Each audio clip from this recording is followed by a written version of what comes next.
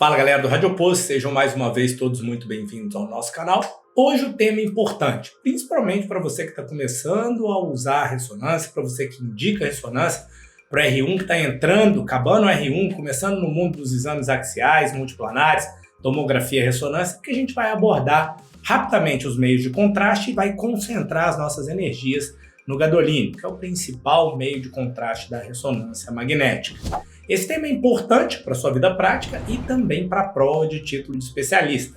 Lembrando que as questões de habilidades não interpretativas, ou seja, tudo que não está diretamente relacionado às imagens, geralmente representam em torno de 10 a 15% da fase teórica da prova. Então, vale a pena você ficar atento nisso.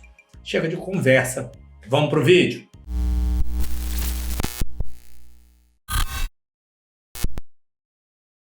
Esse tipo de abordagem eu acho interessante porque ajuda a construir o raciocínio. Se você fizer isso aí agora, desenhando no seu caderninho do Radioposto, vai ficar fácil você entender o que eu estou falando.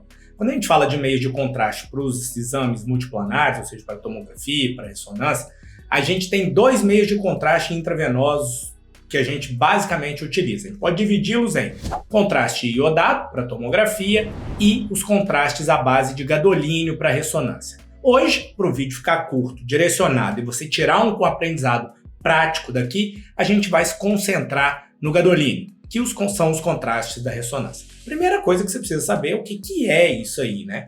O gadolínio é um tipo de metal e ele é extremamente tóxico. Primeira pergunta, se ele é extremamente tóxico, como é que eu injeto ele no paciente? Você consegue injetar porque ele é grudado, né? A molécula do contraste, ela contém gadolínio, mas ela é grudada, esse átomo de gadolínio ele é grudado em uma coisa que chama quelante. O quelante é um carreador que vai evitar que o gadolínio seja tóxico dentro do corpo. Ele vai proteger esse átomo de gadolínio para que ele não se deposite no corpo. E aí, de acordo com a forma desse quelante, se ele é macrocíclico ou se ele é linear, você vai ter várias características físico-químicas que vão estar associadas, se ele é iônico, se ele é não iônico, e as marcas vão variar de acordo com essa estrutura do quelante utilizado. Então, resumo da ópera. Gadolínio sozinho é tóxico, você gruda ele num quelante para você poder injetar. Quanto mais estruturado for esse quelante, menor a probabilidade do gadolínio ficar preso no corpo, mais seguro é o exame. Tá? Então você divide ele em outros dois grandes blocos, que pode ser o quê? Os lineares e os macrocíclicos.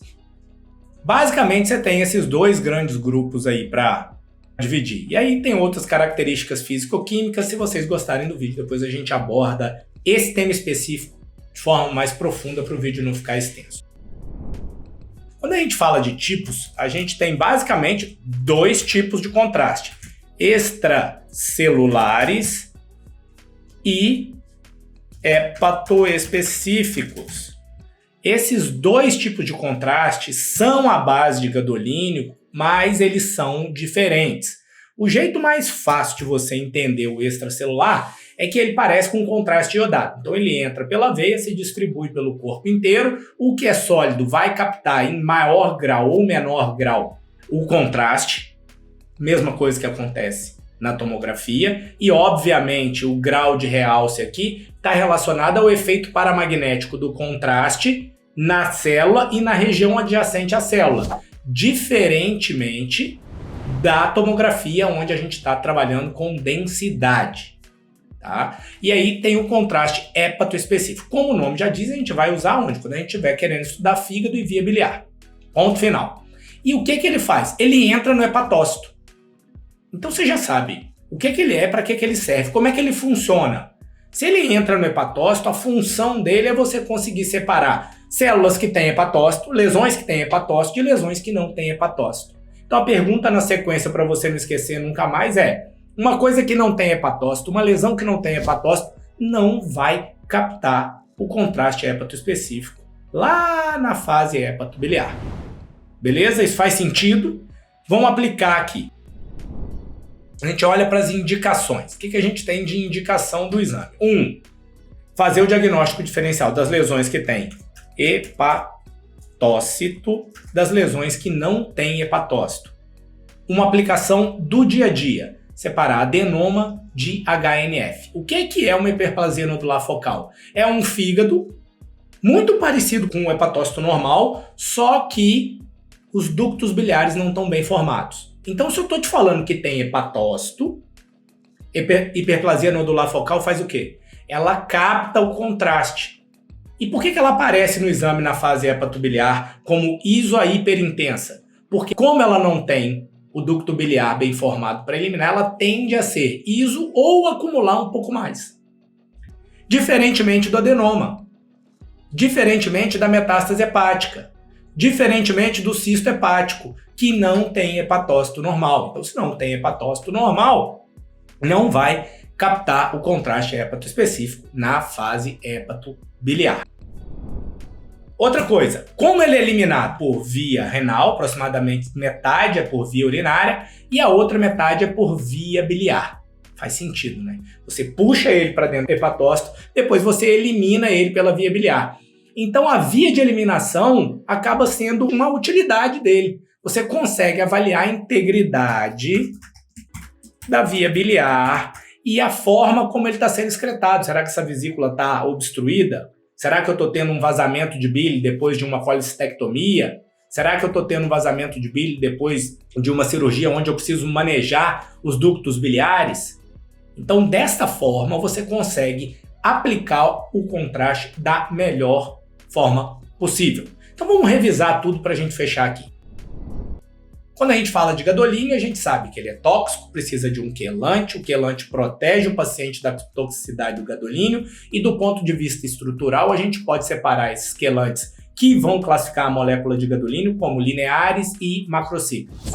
Os macrocíclicos têm uma segurança, eles prendem melhor a molécula de gadolínio lá dentro.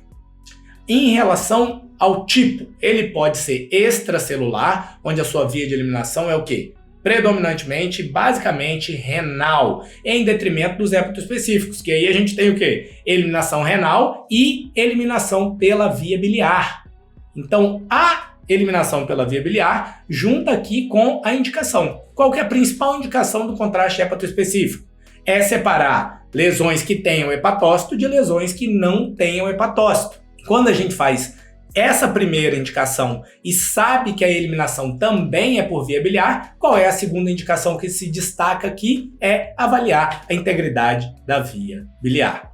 Espero que você tenha gostado do vídeo. Se você gostou, você já sabe, clica no joinha, isso ajuda a mostrar para a plataforma que você gostou, que o vídeo é relevante, mas clica mesmo, porque se você não clicar, você também está fazendo o contrário. Você está dizendo para ela que o conteúdo não é relevante e aí ela não mostra para ninguém, não ajuda o canal a crescer. Então você está numa encruzilhada, ou você me ajuda ou você me atrapalha. Espero que você tenha gostado para me ajudar. Aproveita, confere se você continua inscrito no canal e a gente se vê no próximo vídeo.